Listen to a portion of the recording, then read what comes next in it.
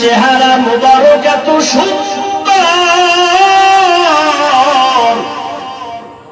যেই রহমতের নবীকে এক নজর দেখলে পেটের ক্ষুধা থাকে না। কেমন মায়ার নবী,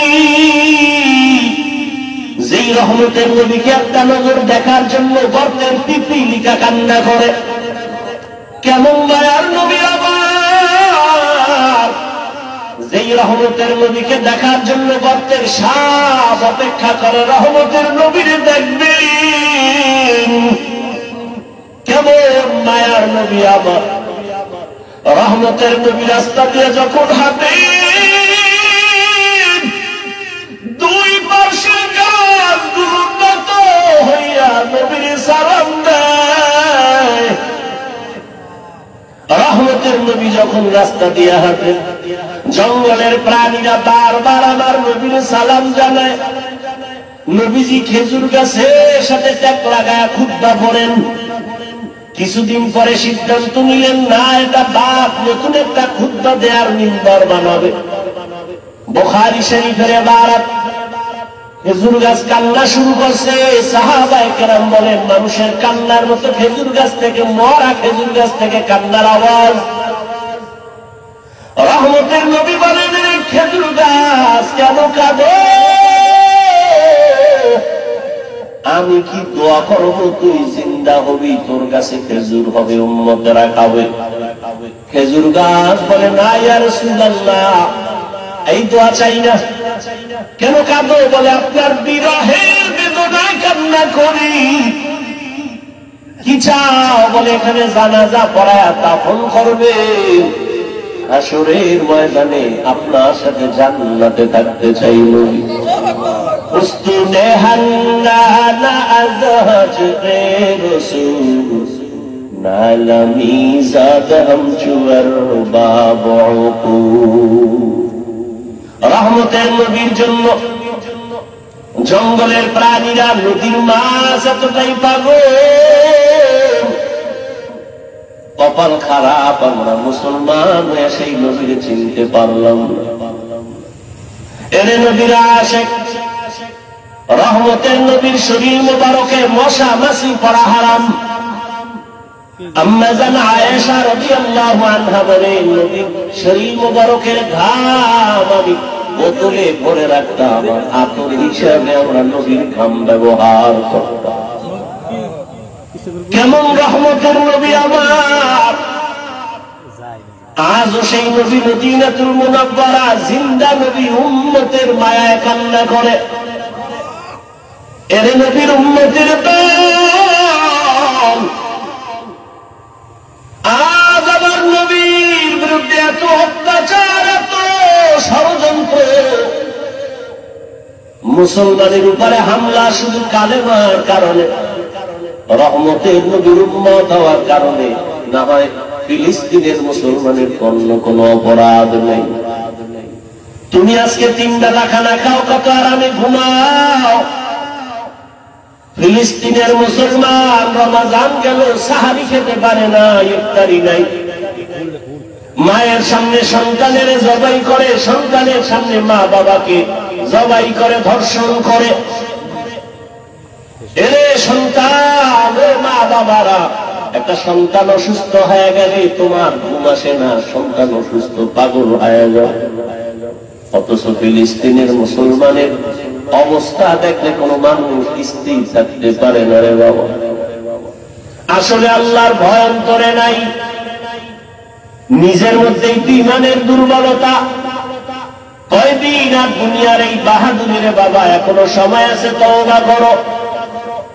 দুনিয়াটা কিছুই না, চোখ বন্ধ করলে সব শেষ হয়ে যাবে। আজ আমি তুমি বলি আমার বাড়ি, আমার গাড়ি, আমার টাকা, আমার পয়সা, সব আমার আমার আমার। আজরাইল যেদিন হাজির হয়ে যাবে দেখবা নিজের জামাটাও কিন্তু আর আমার থাকবে। আমার জামা, আমার গেঞ্জিগুলো বেলেট দিয়ে কেটে কেটে রেখে দিবে তোমার আমার সন্তানেরা। আমার হাতের ঘড়িটা আরেকজনের হাতে দিয়ে বলবে এটা আমার। আমার মোবাইলটা আর আমার থাকবে না, আরেকজনের মালিক হয়ে বলবে এটা আমার মোবাইল।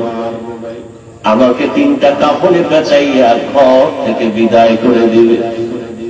অন্ধকার কবরে নিয়ে যাবে। কই ছেলে, কই মেয়ে, কই বাড়ি, কই টাকা, সব আমার থেকে আলাদা হয়ে গেল। 3 কাফনের বাসিন্দা বানায় জানাজা পড়ায় কবরের দেশে নিয়ে রাখবে। এমন একটা জায়গায় কবর যেখানে দিনের বেলাও যাইতে সবাই ভয় পায়। বাঁশবাগান বাড়ির পেছনের অংশ, ওখানে কেউ যায় না, সাপ বিচ্ছু থাকার গর্ত। কবরে রাখিয়া সবাই চলে যাবে, আর খবর নিবে না। তবে হ্যাঁ, যদি কিছু নেক আমল করে যাও, ভালো সন্তান রেখে যাও, কোরআন পড়নেওয়ালা, মাদ্রাসা মসজিদ রেখে যাও, আলেম ওলামা বানায় রেখে যাও, এদের দোয়া চলবে কবরে। তাও যদি না থাকে, কবরে আর কিছুই যাবে না রে বাবা। রহমতের নবী আম্মা জান আয়েশা বলেন, আমার হুজরায় বসে নবী গুনগুন করে কান্না করেন। আমি জিজ্ঞাসা করতাম, ইয়া রাসূলুল্লাহ, আমি আয়েশার কোন বেয়াদবির কারণে আপনি কান্না করেন? কয় না না, তো কেন আপনি কাঁদেন? আম্মা জান আয়েশার জবাবে রহমতের নবী বলেন, হাসরের ময়দানের ভয়ঙ্কর হালাত আমার যখন মনে পড়ে, চোখের পানি ধরে রাখতে পারি না রে আয়েশা। হাসরের ময়দানটা কত যে ভয়ঙ্কর, আমার উম্মতের কি হালাত হবে আয়েশা। আম্মা জান বলেন, কেমন হালাত? নবীজি বলেন, হাসরের ময়দানে নারী আর পুরুষগুলো উলঙ্গ, সবাই উলুবে। নারীরা উলঙ্গ, পুরুষেরা উলঙ্গ দাঁড়াবে। সূর্যটা মাথার উপরে নেমে আসবে, সূর্যের গরমে জমিনটা তামা হয়ে যাবে। নাফরমানদের মাথার মগজগুলো ভাতের মারের মতো ফুটতে থাকবে। ওদিকে জাহান্নামের আওয়াজ, জাহান্নাম চিৎকার দিয়া বলবে, ও দয়ার মালিক, বেনামাজি গুলো কই, নাফরমান গুনাহগার গুলো আমার পেটে দাও। নবী বলেন, ওদিকে আমার আল্লাহ রাগান্বিত আওয়াজ দিয়া ফেলবেন, কুদরতের আওয়াজ দিবেন, বড় ভয়ঙ্কর আওয়াজ, লিমানিল মুলকুল ইয়াউম লিল্লাহিল ওয়াহিদিল কাহ্হার। নবীজি বলেন, আমার আল্লাহ এতটা রাগান্বিত কুদরতের আওয়াজ দিবেন যে হাসরের ময়দানটা থরথর করে কেঁপে উঠবে। জাহান্নামের আওয়াজ, এমন অবস্থা হবে যে নবীদের কোনো গুনাহ নাই, সে নবীরাও কান্না শুরু করবেন। আদম আলাইহিস সালাম কান্না করবেন, মূসা নবী কাঁদবেন, ঈসা নবী কান্না করবেন, ইব্রাহিম নবী কান্না করবেন, নূহ নবী কান্না করবেন। উম্মতেরা পাগলের মতো দৌড়াবে, কোথায় যাবে একটু পরিত্রাণ পাওয়ার জন্য। আদম নবীও বলবে, আমি পারবো না, যাও, কোন উম্মতের সুপারিশ করতে পারবো না। মূসা নবীও তাড়ায় দিবেন, ঈসা নবী তাড়ায় দিবেন। সর্বশেষ রহমতের নবী বলেন, আয়েশা, উম্মতেরা পাগলের মতো হয়ে যাবে। এক পর্যায়ে তারা আমি মুহাম্মদের তালাশ করতে থাকবে। আম্মা জান বলেন, ইয়া রাসূলুল্লাহ, উম্মতেরা কঠিন সময় আপনাকে কোথায় পাবে? মায়ার নবী কাঁদেন আর বলেন, আয়েশা, ওই কঠিন সময় আমি একমাত্র আমার রবের সামনে সিজদায় পড়ে মাকামে মাহমুদে কান্না শুরু করব। মূসা নবী কাঁদবেন নিজের জন্য, ঈসা নবী কান্না করবেন নিজের চিন্তা, আদম নবী কাঁদবেন নিজের চিন্তা, আর আমি মুহাম্মদ কান্না করব, একবার বলবো না আমার কথা, আমি বারবার বলবো, আমার উম্মতের কি উপায়? আমি আমার মাওলাকে বলবো, আমার উম্মতের খবর কি? আমার একটা উম্মত যেন জাহান্নামের আগুনে না যায়, জাহান্নামের একটা সেকেন্ডের গরম সহ্য করতে পারবে না। আমার আল্লাহ তখন আমার কান্না সহ্য করতে পারবেন না, তুমি তো বলবেন, হে নবী, আপনি মাথা উঠান, আপনার কান্না আমি আল্লাহ সহ্য করতে পারি না। আমাকে তখন আমার আল্লাহ বলবে, যান, আপনার উম্মতগুলো বাছাই করে করে জাহান্নাম থেকে জান্নাতের পথে নিয়ে যান। আমি তখন অর্ডার পাইয়া আমার গুনাহগার উম্মতগুলো বাছাই করে করে করে করে হাউজে কাউসারের কিনারায় নিয়ে দাঁড় করাবো। কারণ সূর্যের গরমে পানির এত পিপাসা, এতটা কঠিন, আমার উম্মতগুলোকে আমি ধরে ধরে হাউজে কাউসারের কিনারায় নিয়ে দাঁড় করাবো। আম্মা জান আয়েশা বললেন, ইয়া রাসূলুল্লাহ, কোটি কোটি কোটি মানুষের ভেতরে আপনার উম্মতের চিনবেন কিভাবে? মুসা নবীর উম্মত, ঈসা নবীর উম্মত, ইব্রাহিমের উম্মত কেমনে চিনবেন আপনারটা? নব রহমতের নবী বলেন, হে আয়েশা, আমার উম্মতেরা দুনিয়ায় যারা ওযু বানাইয়া 5 বেলার নামাজ আদায় করত, কিয়ামতের ময়দানে তাদের ওযুর জায়গাগুলো নূরের আলোতে ঝলমল করতে থাকবে। আমি দেখে দেখে ধরে ধরে বলবো, আমার উম্মতেরা হাউজে কাউসারের পানি আমার হাতে পান করে যাও। হাউজে কাউসারের গোড়ায় আমি নিজে পেয়ালা ভরে ভরে পানি দিব, আর উম্মতেরা পান করবে। এভাবে দিতে দিতে হঠাৎ করে উম্মতের লাইন এখন অনেক বড়, মাঝখানে পর্দা পড়ে যাবে। ফেরেশতারা পর্দা দিলা কেন? উম্মত এখনো তো বাকি আছে, ওদেরকে পানি পান করাবো। ফেরেশতারা বলবেন, ইয়া রাসূলুল্লাহ, এই উম্মতগুলো আপনার আসল উম্মত না, এগুলো ভেজাল।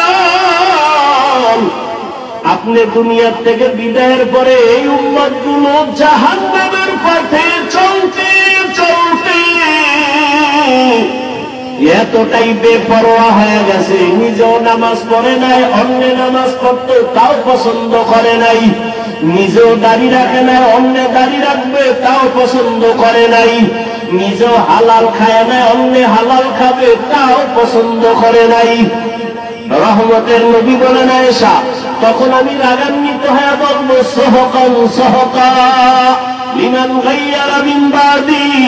নবী বলবেন, ভেঙে যা, তোরা আমার উম্মত না। নবী যদি তাড়াইয়া দেয়, তোমার আমার কপালে যদি ওই ধমকটা পড়িয়া যায়, আমার মাওলা গাইবি আওয়াজ দিয়া বলবেন, ও জাহান্নামের ফেরেশতারা, এদেরকে ধর। ওরে আল্লাহর বান্দারা, সূর্যের গরম সহ্য করতে পারো না, পেটের বাড়ি সইতে পারো না, মশার কামড় সহ্য করতে পারো না, জাহান্নামের আগুনের গরম কেমন করে সহ্য করবারে বাবা? এখনো যদি আল্লাহর আযাবের ভয় অন্তরে আসে, 2 ফোঁটা চোখের পানি ছেড়ে গোপনে আমার মালিকের ডাক দাও। মনে মনে বলো, হে আল্লাহ, জীবনে কত গুনাহ করলাম, দাড়ি কাটলাম, নামাজ ছাড়লাম, বেপরদায় চললাম, ওলামায়ে কেরামরা কত বুঝান বুঝাইলে, তারপরও নামাজ পড়ি নাই, দাড়ি রাখি নাই, বেপরদায় চলা বন্ধ করি নাই। আজকে থেকে তৈরি হয়ে গেলাম, আর নামাজ ছাড়বো না, বেপরদায় চলবো না, দাড়ি কাটবো না, মা বাবারে কষ্ট দিয়া বদদোয়া নিব না। ওলামায়ে কেরামের দোয়া নিয়া, শিক্ষকের দোয়া নিয়া, নবীর তরিকা মেনে চলবো রে বাবা। হেদায়েতের মালিক আমার আল্লাহ। কপাল যদি ভালো হয় তওবা করো, কয়দিন আর দুনিয়ার বাহাদুরি করবা।